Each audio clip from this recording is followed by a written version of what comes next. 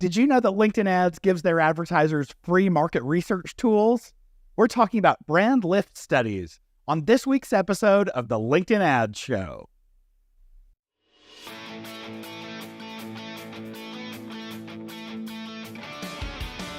Welcome to the LinkedIn Ads Show. Here's your host, AJ Wilcox. Hey there, LinkedIn Ads fanatics. As he said, I'm AJ Wilcox. I'm the host of the weekly podcast, the LinkedIn Ads Show. And I'm thrilled to welcome you to the show for advanced B2B marketers who want to evolve their craft and master LinkedIn ads, and of course, achieve true pro status. Many advertisers that I speak to don't know that LinkedIn offers these free brand lift studies. I've gotten to use them on several occasions, and I really like them. Today, we're talking about what they are, how to get access, and what you can expect from them. The LinkedIn Ads Show is proudly brought to you by B2Link.com, the LinkedIn ads experts. That's right, B2Link is the ad agency 100% dedicated to LinkedIn ads. And we have been ever since 2014. Back before it was cool. We build a custom strategy for every account we work with. You get to work directly with me and my local team, and you won't get a cookie cutter approach or any sort of standard account template from us. Plus, over the course of $150 million spent, I got to develop the strategies that allow us to get the lowest costs possible from LinkedIn. We always save our clients more than we charge, so it's kind of like getting the best in the biz for free. So if you'd like to explore partnering with us for your LinkedIn ads, schedule your free discovery call today at b2linked.com/discovery. First off in the news, so many of the platforms out there are heavily influenced right now and through the rest of the year pretty much by political advertising. What's so interesting is that because LinkedIn doesn't allow political ads on its network, we are pretty much immune to this. So just in case you've been worried about, hey, what's going to happen all the way up through November if I'm advertising in the US, no worries. Political ads aren't going to drive our CPMs up. Here's a really interesting change. As of August, all monthly invoicing customers have to have LinkedIn's Business Manager set up. So to me, that says if you are hoping to ever be on invoicing, just a heads up, you're going to need to get your permissions transferred over to Business Manager rather than managing them right within your Campaign Manager. And don't worry, if this impacts you, you will have already received an email from LinkedIn, so no big deal there. And honestly, I used to hate Business Manager. Every time I saw a client account come in that used it, I would go, oh, this sucks.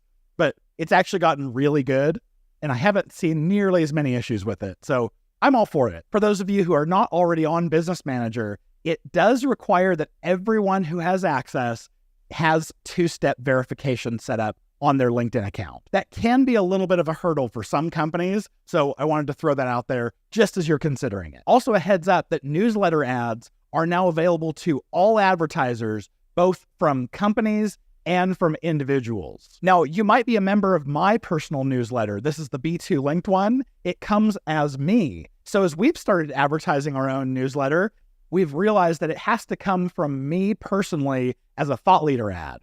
If we had set it up as B2 Linked is the one sending out the newsletter, then it would have just been like a company boosted post. The one thing I really like about the company boosted post way of promoting a newsletter is, it comes from the company, so it's not quite as engaging as if it comes from a person, but you can actually attach those to lead gen forms. And I love the idea of when someone signs up to your newsletter, you can have a lead gen form collecting their information so you can actually know who is it who are members of my newsletter, which if it's a personal newsletter like mine is, and it's a thought leader ad to promote it, it means that we can't use a lead gen form. Oh well, hopefully in the future. All right, do you have a question, a review, or feedback for the show?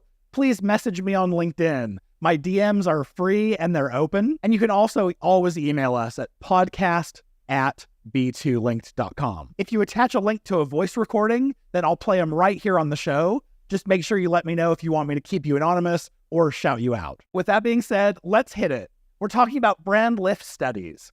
First of all, we have to ask, what are they? These are free marketing research in the form of brand lift studies that are provided by LinkedIn. And that is, they are free if you have a high enough budget. We'll get into that again here in a few minutes. You may have already noticed these, but if you go in the left sidebar navigation under the word test, you'll see two different kinds of tests you can create. If you click create test and then brand lift test, that enables these. Now, although it is free to run a brand lift test, it requires quite a bit of budget. So you could arguably say it's not really free.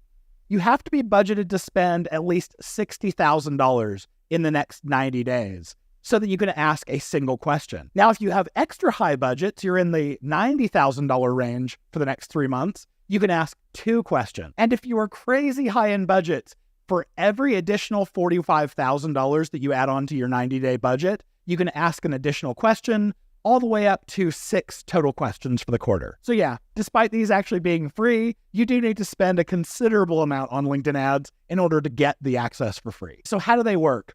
What LinkedIn does is it takes your total target audiences in your account and it breaks them up into 2 groups. One is a test group and one is a control group. As you start spending at the beginning of your test, LinkedIn starts showing these poll questions that show up in the newsfeed to these members of your audience, and it starts collecting their responses. Then towards the end of your 90-day test, LinkedIn shows them again to the same audiences, and then it gets to measure the lift or drag. The reason this works is that LinkedIn is giving these audiences 90 days of potentially getting to see your ads and then being able to give feedback on how well your ads are working at making an impression to those audiences. There are 11 total questions that you can choose between. I'll run you through the content of each one and probably the ones that I would recommend that you run. First option is top of mind awareness. This is where you can ask, what brand comes to mind when you think of X category? And you can provide your company name along with 4 others. And you're hoping that over this 90 days, because they've seen your ads, they're much more likely to click your brand over one of your competitors. The next one is called aided awareness. This is where it just simply asks, have you heard of X brand or product? And they can click a button that says yes, no, or not sure. The next one is product consideration. This is where it asks, how likely are you to consider X brand or product for your next purchase? And they have 5 options all the way from very likely to very unlikely. The next one is brand familiarity, where you get to ask, how familiar are you with this brand or product? And it goes all the way from very familiar to not at all familiar. Another one for brand, this one is brand favorability. How favorably do you view X brand or product? And the answers go all the way from very favorable to very unfavorable. Then there's one specifically about ad recall. Do you recall seeing a digital ad for X brand or product? And there's yes, no, or unsure. Then you have recommendation. How likely are you to recommend X product or brand to someone else? And it goes all the way from very likely to very unlikely. And that's all the questions specifically about your brand or your products. And then, of course, LinkedIn being LinkedIn, they have a whole bunch specifically about your brand as an employer. There's employer consideration, saying if you were looking for a job, how likely would you be to consider X brand? There's employer favorability. How favorably do you view this brand as an employer? And there's the employer recommendation. How likely would you be to recommend X brand as an employer to your friend or colleague? So this is obviously great for those advertisers who are specifically all about recruiting. So as you run these tests over the next 90 days, you'll want to know what the output is going to look like.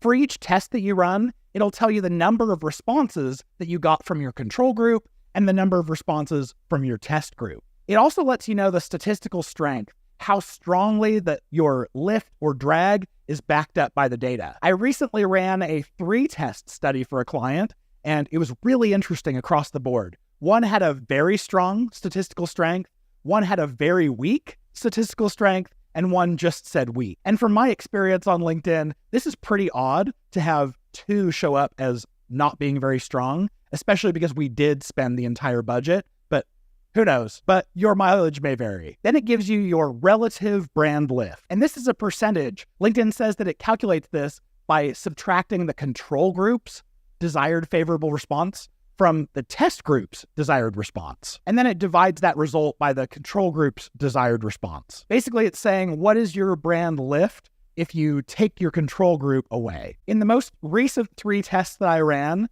One had 148% relative brand lift. Sounds great. Another had a lift of 7%. And then the third, strangely enough, had a drag of 30%. And that is strange to have a drag. I'll tell you about that one here in a couple minutes. The next stat that they give us is your absolute brand lift in percentage points. LinkedIn says it calculates this by subtracting the control group's desirable response rate from the test group's desirable response rate. This simply shows you the difference in your responses, whether someone was shown your ads versus not. And the last stat it gives you is your estimated total lift, which is the estimated total number of people in your target audience who would respond favorably to your question. So maybe only a few hundred people may have answered favorably on your survey, but it's like, if you could get this in front of everyone in your audience, here's about how many people you could expect to respond. You can also drill into the responses to see breakdowns by job function, by seniority, by industry, and by company size for each of your tests. So in this most recent study, the findings were really interesting. I mentioned that 2 of the tests showed a significant lift, which is great. It's exactly what you'd expect from something like this. But 1 showed a significant drag. The question was product consideration. How likely are you to consider the brand for your next purchase? As I was investigating why in the world did this show a drag, it decreased for this brand, I found that all the other job functions showed an overwhelming increase, but 1, and that's IT, or information technology. My reasoning here is that IT people are pretty salty. They hate advertising in all of its varieties in general, and they're much more likely to answer a survey in a way that punishes an advertiser. So I'm going to guess that if you're running one of these brand lift studies, it's pretty unlikely that you'll see the same thing we did with one of these tests, which is a drag. More often than not, it's just going to show you a net increase. Unless your target audience happens to be heavy in IT people, then I would absolutely love to hear from you. So when you go to actually set these up, there's a little bit of work in terms of like filling out the questions for the survey, but it's really not bad. You might ask, is it worth doing it if it takes 15 to 20 minutes to set this up? I definitely wouldn't suggest spending more than you're already planning on spending just because you want to get access to these free brand lift tests. But if you're already spending at least $60,000 per quarter, then why not? The feedback that you get from the data is really great. And at the very least, you have LinkedIn showing a bunch of polls mentioning your brand or product for free. So you really can't go wrong. If you're not already a member of the LinkedIn Ads Fanatics community, what are you waiting for? Go to fanatics.b2linked.com. For a very low subscription cost, you get access to all 4 of our courses that take you from absolute beginner to LinkedIn Ads Hero. Plus, you're in the community. You get to find out from other advertisers what they're learning. You get to pose all of your questions and get feedback from some of the top minds in LinkedIn ads. Plus, I'm in there and I answer every question. There also is an upgrade to get access to weekly group calls with me, which could be extremely helpful to you on the campaigns that you're running right now. Now, if this is your first time listening to the show, welcome. We're excited to have you here. Make sure to hit that subscribe button so you get to hear me in your ear holes next week as well. But if you are a loyal listener, please, please, please, the biggest favor that you can do is to go over to Apple Podcasts and leave a review for the show. And of course, if you do, I'll get to shout you out here on the podcast. With any questions, suggestions, or corrections, reach out to us at podcast@b2linked.com. With that being said, we'll see you back here next week. I'm cheering you on in your LinkedIn Ads initiative.